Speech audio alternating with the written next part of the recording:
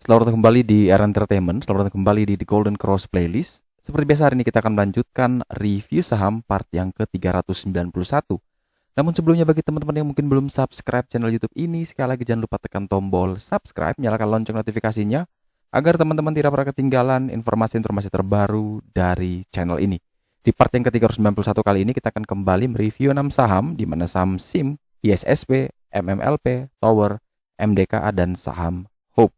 Sebelum kita melanjutkan untuk mereview 6 saham tersebut, maka kita akan kembali mereview indeks harga saham gabungan IHSG kita, di mana indeks hari ini harus mengakui bahwa dia harus turun dulu, tidak mampu untuk menembus level all time high-nya di 6.693.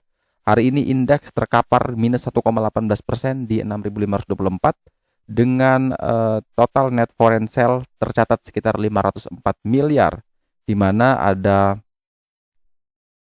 13,4 triliun transaksi hari ini dengan 152 saham naik, 381 saham turun, dan ada 131 saham yang bergerak stagnan. Kita masuk ke saham pertama yang kita review kali ini adalah saham SIM ya, Salim Infomas Pratama. Di mana saham SIM dibanting minus 2,5% di harga 2468, sorry. Di mana di harga ini ya SIM tidak mampu menembus resisten terkuatnya di 494. Satu dia mengalami koreksi dan level support terkuatnya di 414 ya. Potensi penurunan ini masih ada, tapi sepertinya cukup susah sekali kalau dia kembali ke 414 ya. Tapi kalau dia bisa kembali, maka ini adalah peluang besar untuk kita bisa entry. Kenapa? Karena harga CPO itu kemarin di tinggi-tingginya, dan ini pasti akan terefleksi di kinerja keuangan nanti di akhir tahun ya. Tahun buku 2021 pasti akan bagus, yang mana akan dirilis di tahun 2022. Jadi kalau terjadi penurunan bahkan bisa sampai 414, maka itu adalah momentum ya, yang belum punya barang, yang masih kemarin belum ambil ya, seharusnya ini bisa menjadi pilihan terbaik. Karena sekali lagi sejak dari awal sektor yang selalu kita andalkan adalah CPO, kemudian coal, dan ada sektor konstruksi ya. Itu dari awal tahun sudah kita rekomendasi untuk teman-teman perhatikan. Nanti di tahun 2022 kita akan coba melihat lagi kira-kira sektor apa yang menarik untuk kita perhatikan. Jadi kalau untuk SIM jelas sampai akhir tahun masih sangat menarik, apalagi harga CPO-nya menyentuh all time high, dan itu menunjukkan bahwa nanti kinerja keuangannya bisa meningkat sangat drastis sekali ya. Jadi itu bisa dimanfaatkan momentum tersebut. Kalau misalkan ternyata dia turun tidak sampai ke 414, maka kita bisa pertimbangkan dengan level buy pertama di 458. Kalau ini jebol juga ya, kita pertimbangkan di 450. Kemudian kalau ternyata jebol lagi, kita pertimbangkan sekitar area 430 ya. Ini kita pakai level super psikologis untuk membeli atau mencoba untuk masuk di emiten SIM ini. Kalau dilihat dari sisi broker summary, memang di sini terlihat structure dan volumenya masih belum menarik. Next kita punya saham ISSP, Steel Pipe Industry of Indonesia. Mohon maaf Kameta, baru saya review hari ini. Kameta punya di 324 ya. Jadi kalau 324 tentu ini sudah cuan ya. Walaupun tadi harusnya lebih maksimal, misalkan tadi TP ya. Tapi tidak ada yang tahu market mau bergerak kemana.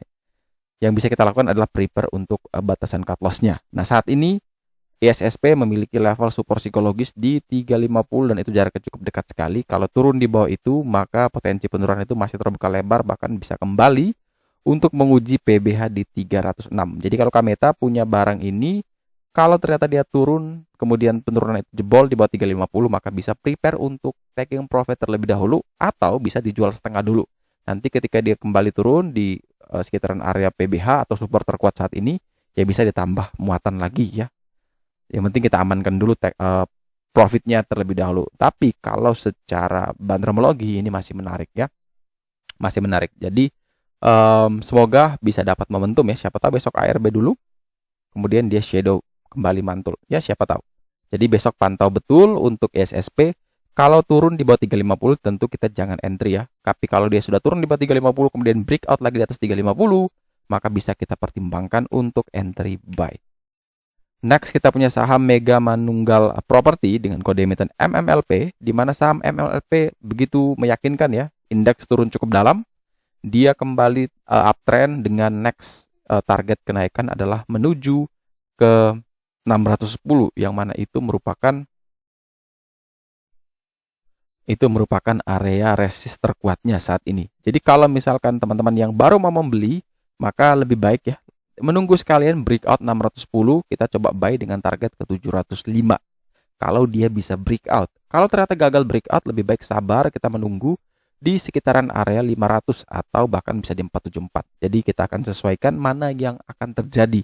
Bisa breakout, kita buy on breakout. Gagal breakout, kita tunggu di sekitaran area white line di 500 atau di sekitaran PBL di 474. Kalau untuk broker summary, memang ini terlihat dari volume dan structure ini menarik sekali.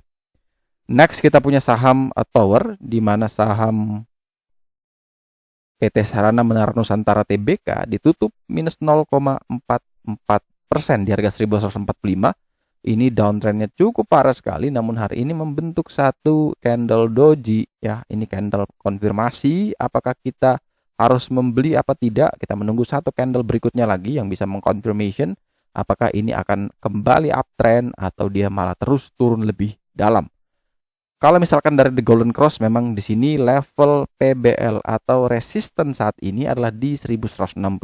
Ini cukup dekat sekali. Kalau bisa breakout 1165, silakan pertimbangkan buy. Ini khusus yang teman-teman nonton di review kali ini ya, karena Tower kita sudah bahas berkali-kali dan tentu pasti akan ada adjustment dari PBL ini. Nah, kalau yang nonton di sebelumnya ya tentu reason to buy-nya pakai yang sebelumnya. Kalau baru lihat video saat ini dan baru mau membeli Tower ya, kita pakai reason to buy saat ini, dimana kalau memang dia breakout dari 1165, maka kita bisa pertimbangkan buy 1165 dengan next target ke 1260, bahkan terjauh ke 1430. Kalau tidak mampu melewati 1165, lebih baik kita jangan masuk dulu. Kita wait and see. Atau opsi yang ketiga, kalau misalkan dia bisa breakout 1165 dan kita beli, ternyata habis beli dia dibanting lagi di bawah 1165, kita prepare cut loss di 1130 sampai dengan 1135. Kalau dari sisi broker summary, memang ini secara volume masih belum bagus, secara structure juga ini masih belum terlalu menarik ya. Tapi ingat, teknikal sudah hampir, kalau breakout maka bisa dipertimbangkan. Next kita punya saham Merdeka Copper Gold dengan kode emiten MDKA, di mana saham MDKA, mohon maaf ini chartnya cukup berantakan ya, tapi mohon maaf ini kita pakai yang di atas ini, di mana closingnya di minus 3,71% di harga 3.120 dengan level PBH di 2.780 dan level PBL di 2.480. Berarti untuk saat ini MDKA masih tertahan di level support baru, support terkuatnya di PBH 2780. Kalau teman-teman yang ingin membeli, maka di sini ada beberapa level support bantuannya ya. Tapi kalau lebih bagus, harusnya kita mencoba antri sabar di sekitaran area support terkuat di 2780. Jadi kalau misalkan dia dibanting lagi tapi bisa kuat bertahan di atas atau dekat dengan 2780, maka ini bisa dipertimbangkan untuk entry buy. Tapi kalau tidak sampai 2780, bisa dicoba nih beberapa level support ya. Ada di 311, itu bisa dipakai.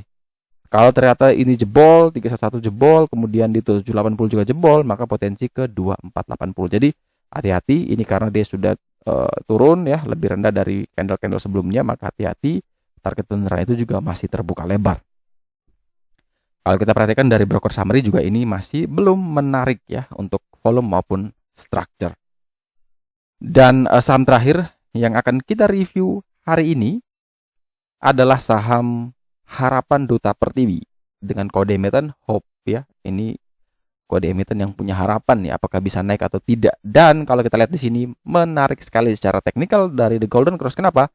Karena level PBL di 101, closing di 103. Itu yang pertama, dekat dengan PBL. Ini dekat dengan PBL dan itu menarik sekali. Yang kedua, setelah mengalami penurunan cukup dalam, dia sideways. Ini adalah salah satu cara screening saya. Ketika dia sudah jatuh dalam, sideways, dan sideways itu berada di atas PBL, maka ini layak saya masukkan sebagai watchlist dan akan saya pertimbangkan beli kalau memang masuk dalam range buy-nya. Nah, terus berapa range buy yang direkomendasikan ya? Dari range buy 101 sampai dengan 103. Ini kita bisa pertimbangkan untuk buy, cut loss di bawah 100 dengan target kenaikan kita bisa pakai di 105, 118, 139 bahkan sampai ke 162.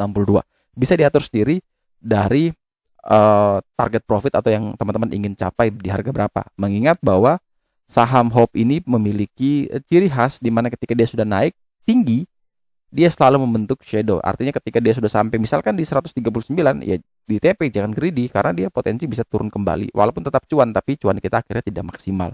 Jadi kalau sudah yakin untuk di TP, silakan di TP. Atau kalau tidak yakin, ragu-ragu, takut dia malah terbang lagi habis TP, ya kawal dengan trailing stop. Jadi dikawal terus saja sampai maksimal. Kalau misalkan Hope opening dibanting di bawah 101, ya jelas kita jangan masuk ya. Kita hanya akan masuk kalau memang dia masih bisa kuat bertahan di atas 101 dan masih dalam range buy tadi 101 sampai dengan 103. Kalau dari sisi broker summary memang ini terlihat menarik sekali untuk saham Hope. Semoga saja dia bisa bertahan di level 101. Oke, sekian dulu review saham part yang ke-391 hari ini. Terima kasih banyak teman-teman yang telah setia menonton. Sekali lagi jangan lupa like, subscribe, dan share agar semua informasi yang dalam video ini dapat berguna, bermanfaat, dan tentunya bisa menjadi panduan trading di keesokan harinya. Sekali lagi terima kasih banyak. Sampai jumpa dan semoga membantu.